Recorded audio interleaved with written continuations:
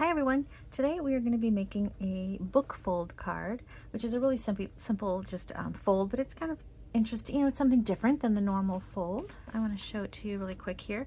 It's where we're going to add an additional score line and close it early, so then it has kind of this little area that does not open, and then it opens like this. It still uses the same amount of cardstock as a base and the same size. So it's just a cute little something different. And I'm going to use the Frosted Forest bundle. Now this is a large bundle. You have a stamp set, a full large stamp set, a really big die set actually, quite large. And then it also has these masks. So you can get just the stamps, just the dies, just the stamps and dies, or you can get the masks all together in a bundle. And I think these masks are really fun. So we're going to use these just to kind of add some more, a different look to the trees. But I wanted to show you the dies before we get started. They're so pretty.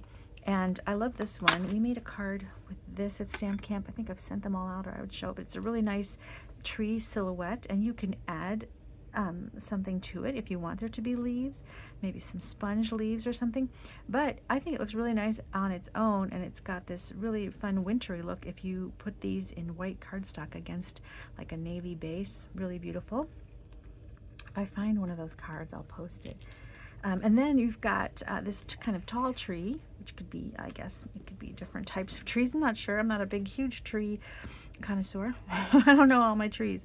But this could be a big oak tree or pine. I mean, the leaves are just kind of a sketchy outline, so you can kind of make it anything you want. And then you've got two different sizes of kind of an evergreen pine type tree.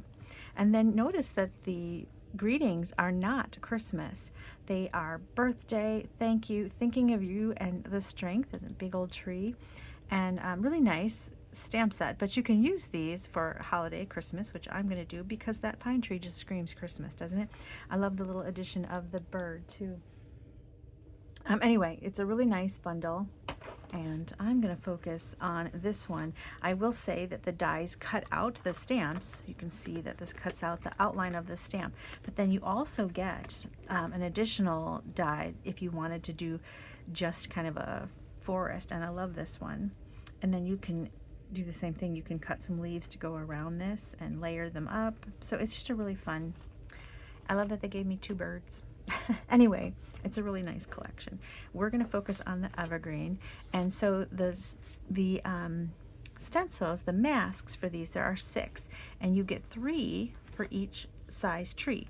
So for that tall, not sure what it is, tree, you've got your trunk, and then you've got 2 different stencils to add leaves. And this is nice if you want to add different colors. So you can do, if you want it to be a springtime tree, you can add some light vibrant greens and have 2 different tones going on there.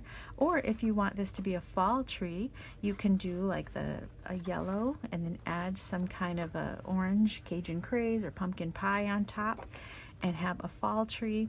And so it's just really fun to kind of use these masks and layer color. And then the evergreen, there's 2 different evergreen trees. So we're going to use the largest one. So you've got 3 for that as well.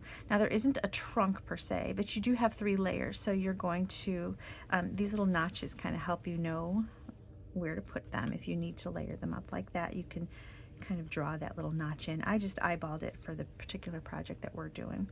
But you've got layers here. And then this final layer, I'm going to decide is the snow layer. And it's kind of got little blobs on the branch boughs that where the snow fell. That's what I'm going to call it. So that's my final layer. So let's get into this card. I'm going to start off with an embossing folder. This is called Snowflake Sky, and I looked for it, and I'm not 100% sure. You know what? In fact, I'm going to pause the video and go see if I can find it, if it's still available, because I looked for it the other day and I didn't see it. I saw a stamp called Snowflake Sky, which is a stamp set that looks exactly the same. And I just went and checked. It's The reason why I couldn't find it is because it's on back order. So that's why it is still available. It'll be back in stock, but not until after Christmas, unfortunately. So it's a really nice embossing folder, but there are lots of different embossing folders that you can use in the same instance. So you can look through what you have. If you've got that swirl one, that looks kind of nice because it's kind of like there's a snowy, swirly sky going on in the background. The fern one is really nice. There's a birch tree background and plaid background. So there's so many options. It's just really a nice, just some kind of texture you want to put behind your tree. So I'm going to go with this one, and then I'm going to show you how to use the masks. So the Snowflake Sky is a 3D embossing folder, which means I need to take all the little plates off and just use this base plate and the gray plate.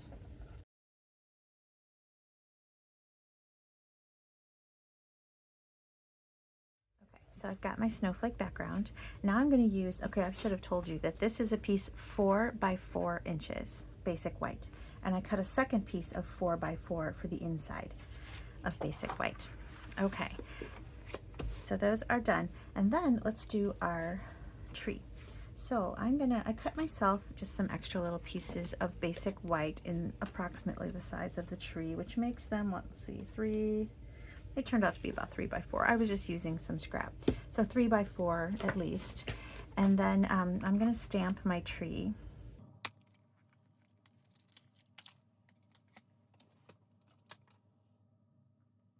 Now the tree can be made, you can do this without stamping the tree because it does fill in, but I think it does give a nice little trunk detail. It's not super necessary, but it helps me line up where I want my stencils to be. And I'm doing this in shaded spruce.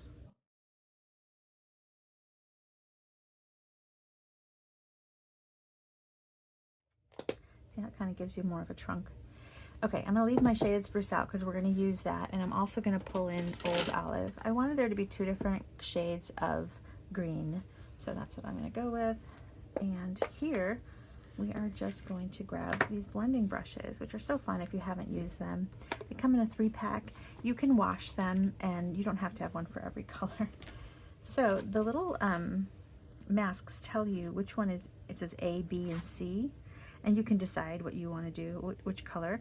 I wanted the Old Olive is my lighter one, so we're going to go with that for A. Now, if you wanted to, if these were taped down, you could make a little pencil notch where your notch is so that when you're layering the next piece, that you can have it exactly where you want it to go. I am not finding that necessary because this is layers of trees and branches, and I don't find it necessary, but if you want to do that, you certainly can. Okay, so I'm just inked up my brush, and now I'm just going to make little circular motions over my tree. And you can tape it down if you feel like that's easier. I did not bother. I'm kind of a speedy stamper. I like to just go with it.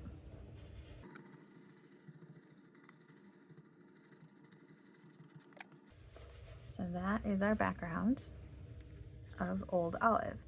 And you can go darker if you want to. I think that's good enough though. And then I'm going to use shaded spruce. So I'm going to grab a different brush just because I have more and I don't want to clean in between. They do take a long time to dry, so it is nice that they come with 3 because the brushes, the bristles on here are so compact. I mean, like there's probably millions of bristles in here. It's amazing. And yeah, they take forever to dry.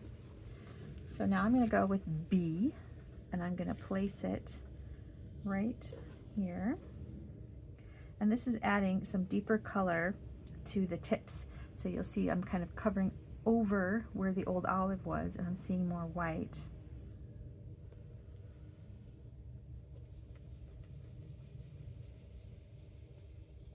Okay. And now I'm just going to do the same thing.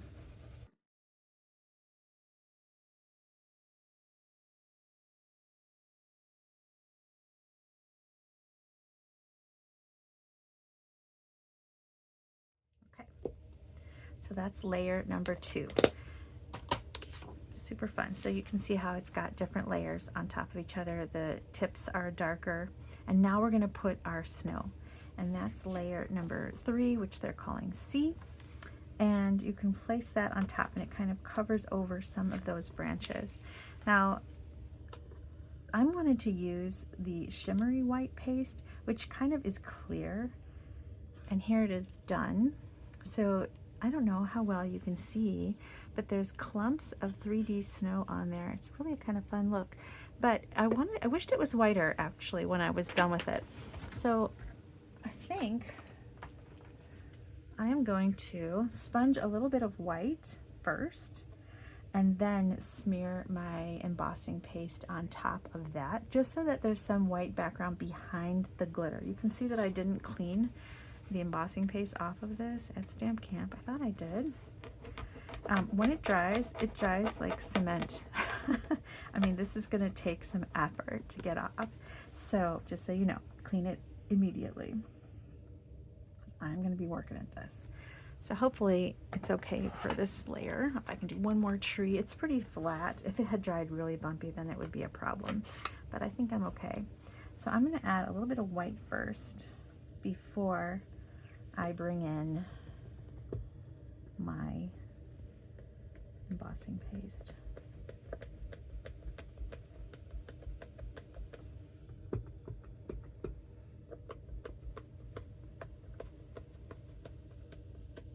And we're going to see how this works, because I did not do this on my sample card. So this is just a little thing we're doing. We're just trying it on the fly. There is white embossing paste, but it doesn't have any shimmer. So this is kind of like I'm trying to combine the two. Or I guess if you had, remember we used to sell Dazzling Diamonds glitter. If you still had some of that, you could put that on top while the white embossing paste was still wet. Do you still have any of the Dazzling Diamonds? It was the most prettiest glitter, and I had it for the longest time, and I finally ran out. Okay, I'm using the shimmery white. And like I said, this stuff dries like cement, and it dries fast. So when you're not using it, like grab some, keep this. I like seal it up tight. I don't want any air in there. So you're gonna grab some and use the back of your spatula, grab it, kind of like frosting a cake. Like that's actually probably too much. And then I seal it right away. And I don't wait to close it, even if I might need more. Okay, and then you're gonna smear it on top, just like frosting. It's kind of fun. All right, so I've smeared it in there. And there's excess. I'm not gonna put it, you can put it back in your tub. I'm not, just because I've got ink on there and I don't know what the reaction's gonna be, so I'm actually gonna sacrifice this, which is a bummer. Maybe I could use it really quick on something. I don't know what to use it on. Okay, anyway, I'm gonna set it aside. Maybe we'll see. No, I'm gonna wipe it off.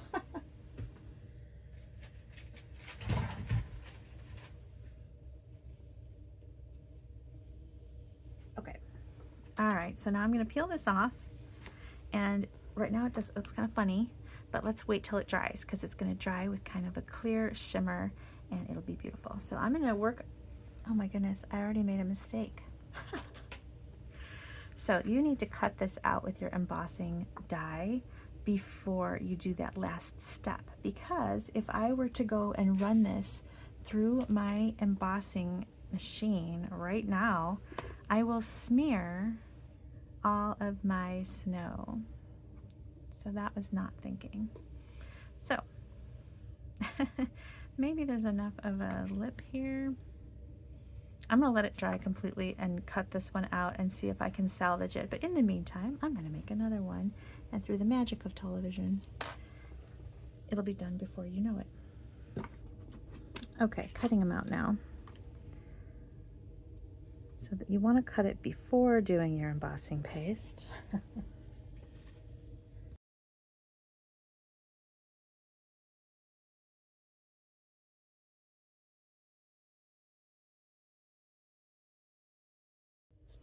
Okay, I've broken my rule by not cleaning this right away because I wanted to make those other ones. So I'm gonna have to scrub, scrub, scrub. So I'm putting on that white again, just a little bit in those crevices, because I want there to be a little bit more of a pale background behind the shimmery.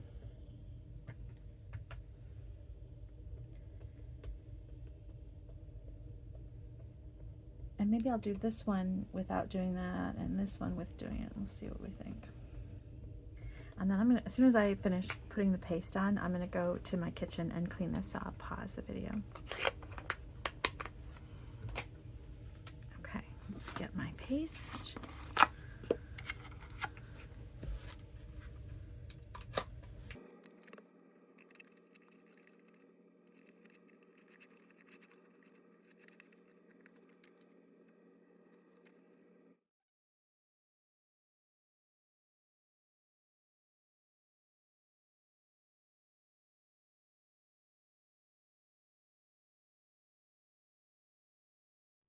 And you can actually also use a little bit of re-inker drops of ink and color this embossing paste. Just kind of mix it up a little bit with the palette knife kind of on the plastic and color your, but I wanted white, so I'm not really coloring it. Although I guess I could have put a little drop of white re-inker in there. What have you done? Tell me if you've used the re-inker with dye. I have never tried it. I've seen it.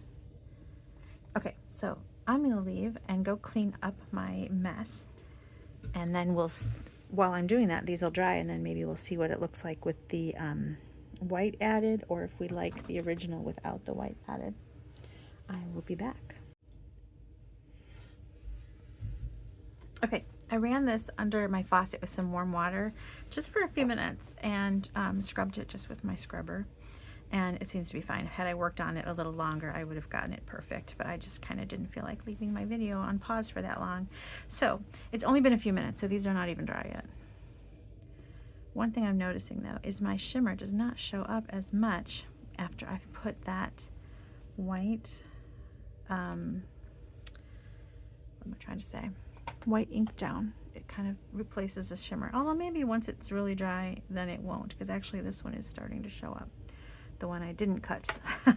Okay, so let's work on the rest of the card, and then we'll finish and we'll see what happens while we're doing that.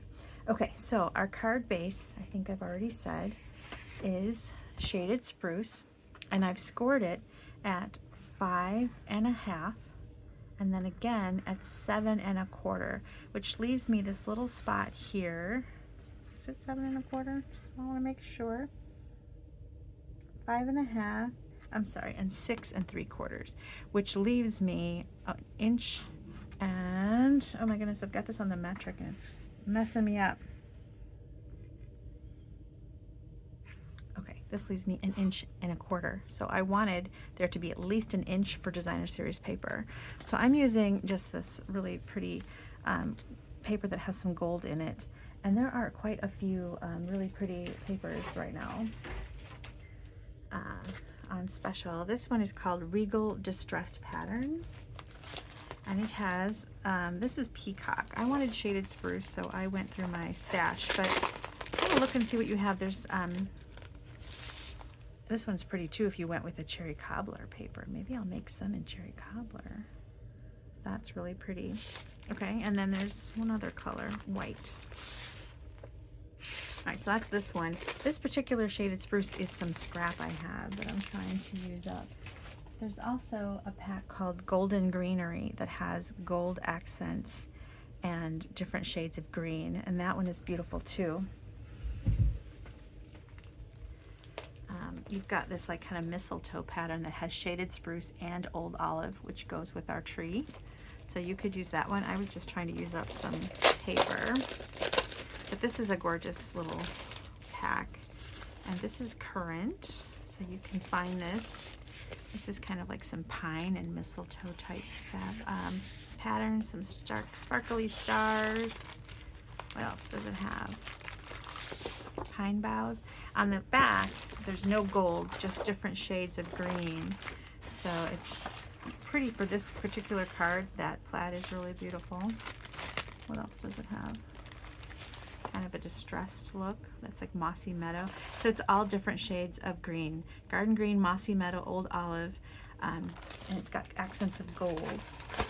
And then there's also this vellum paper. So there's a lot of different green papers out there.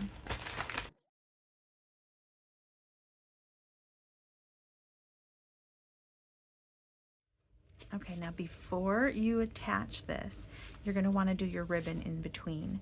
So I'm using this shaded spruce ribbon, which is in the mini catalog and going on last chance list, which means that it's going to be retiring soon, or actually it is considered retired, and it's sold while supplies last. And it's just really pretty. If you go with the cherry cobbler, there's a cherry cobbler ribbon that's also specialty like this, but you might have some various ribbons in your stash. I'm trying not to use a ton because I need to make quite a few, and so I just did a simple knot rather than a bow. You can also do kind of like a pretend, where instead of going all the way through the back here, you can just glue a little strip here and a little strip there, so you save a few inches of ribbon. And over the course of, you know, if you make a lot of cards, just those few inches start to add up and you've got enough to do a few more. But I'm not going to do that today because I have a whole other row of this roll of ribbon. All right. And I like to kind of play with them so they lay nice, so I just kind of hold them until I like them. And by puffing up next to the knot, it kind of gives a nice little look. All right, so there's my knot. I'm going to go ahead and stick down my snowy background.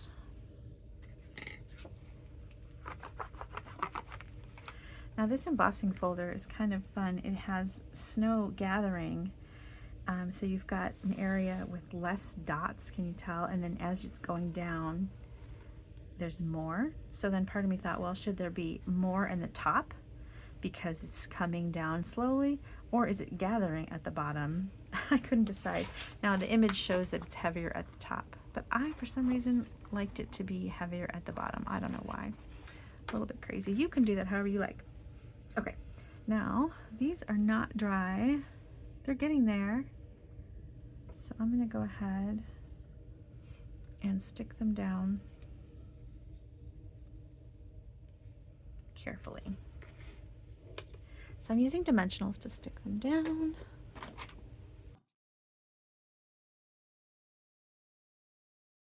I think I'll go with 4.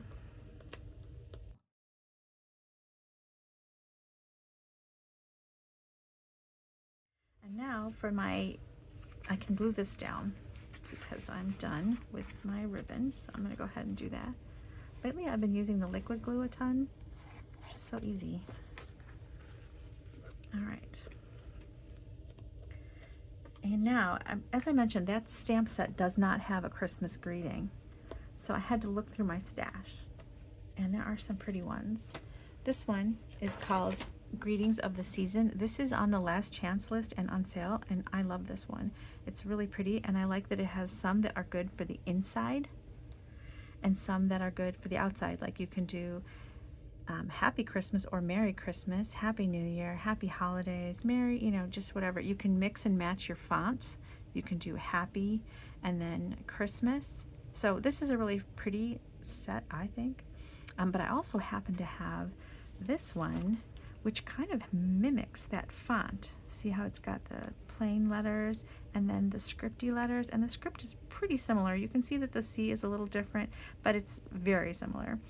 And so I decided I was going to use that one because I really love that Oh Christmas Tree, because I'm doing trees. So that one is in yet another set. I know, I try not to do things from 10 different sets because I want people to be able to make these. But you can, if you have just this one, you can mix it up or go with this one. All right, so my Oh Christmas Tree.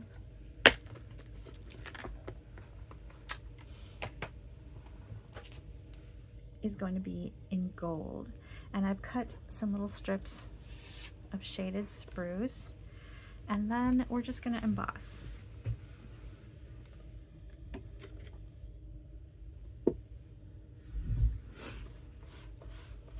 If you haven't embossed in a while, this is an embossing buddy, and it kind of reduces the static on your paper so that you don't get those little flyaways that happen when you're using the little powders.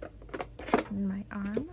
Okay, and I'm going to use Versamark ink, which is the sticky ink that the powder sticks to. And I'm going to go ahead and just, this shaded spruce is just a scrap. It's probably about an inch. Let's see. Yep, it's an inch. I just grabbed it from my pack of paper. I know I've always got little scraps in there. So it's an inch and just a various length. It needs to be a few, and you just measure the stamp set that you're using and get it at least long enough. And I like to get it a little longer so that I have something to hold on to. And my embossing trays are all in my classroom, so I don't have any here. So let me grab something, a little scrap here. Oh, is that an envelope? That's an envelope. All right. I have to remember to bring one of my trays home. I always forget. Okay. I'm shaking it on. I like to give it a little flick. Okay. And then back into the jar.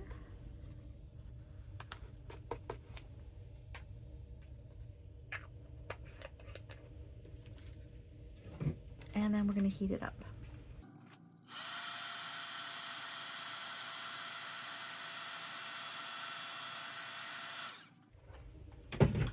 Okay, there it is. And then I'm just going to cut a little, and you're done. So I want to say, when you're embossing, I love how it changes. You can see how it went from powdery, kind of not so shiny, and then it's shiny. If you were to hold it there longer and you wanted to like say, oh, am I really, really done? You're going to see it turn back to not shiny again, because what you've done is like burnt it. You've like overdone it. That is possible. I just want to let you know. Okay, so I've got my little Christmas tree. I'm going to put it right on top. So this is still not dry yet. I think that adding that white ink dulls the glitter. I'm going to just say it. This one is the one I did first, and the glitter is starting to show through as it's drying, as opposed to these two where it's not. So maybe it just needs more time, because this one definitely shows the glitter more. But I think no white shows the glitter even better. What do you think? What do you like? I mean, I realize you're not seeing it in person. So let me put this down. Now this is going to go on top of this tree.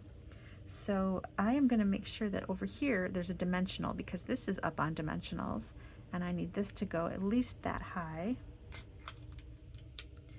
And you can either put some adhesive over here, just a little bit of glue if you want to, or you know that these dimensionals are strong, so you don't actually even have to. You can just put this down like so and know that it'll stay on top of your tree. All right, so now for some added bling, I wanted to bring in some more gold, and I have some little gold embellishments I'm going to put on there. Oh, and we got to do our inside. So let me, I wanted to use, where did I put it? I wanted to use this one, or maybe this one. I think I'm going to go with that one.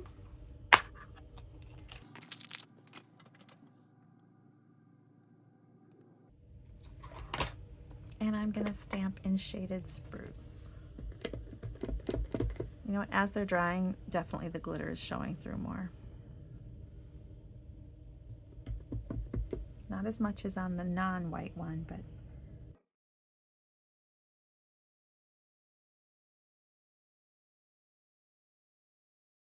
all right, there we have our book fold. And I'm going to throw some gems on there. Now I'm using a variety of gems, so you are going to have different gems than me. I think those are gold. I'm trying to use up things that I have in my stash, because I have quite the collection going of various things. And so I'm gonna, for this one, I'm gonna go with these. So you'll have to look and see what's in your stash. There are so many gems, and you know, I like to buy them when they're on the clearance rack, which is now called the last chance list. There are some good embellishments on there as well. So go and take a look at that last chance list while you can. There are always good things on there. They say they're going to update it every 2 months. Ooh, I just looked out the window and it's snowing. every 2 months. So whatever's there now, they're going to reevaluate. Do we mark it? You know, probably if it doesn't sell out, maybe they'll mark things that are not marked down. Maybe we'll get a markdown. Things that are marked down only 10% might get a little 20%. So every 2 months, they're going to update that last chance list in the online store. So, you know, check it out every so often. There's ribbon on there, there's markers, there's some cardstock, there's some wonderful designer papers on there, and there are even stamps and dies. So go and check that out. Last chance list, make a book fold. If you love to share your creation, I would love to see it. I have a Facebook group called Beth's Paper Cuts Idea Sharing Group, and you can add what you've made with this stamp set and maybe some tricks and tips that you've got with the embossing folder. It is a Stampin' Up group, so most of us use Stampin' Up products, and I do moderate it if it gets, you know, selling or anything like that. But you know, do share what you've made if you're a big Stampin' Up fan too. We'd like to see what you're making. So that's called Best Paper Cuts Idea Sharing Group on Facebook, and I will post this and links to the last chance list there as well. Thanks for watching. Bye.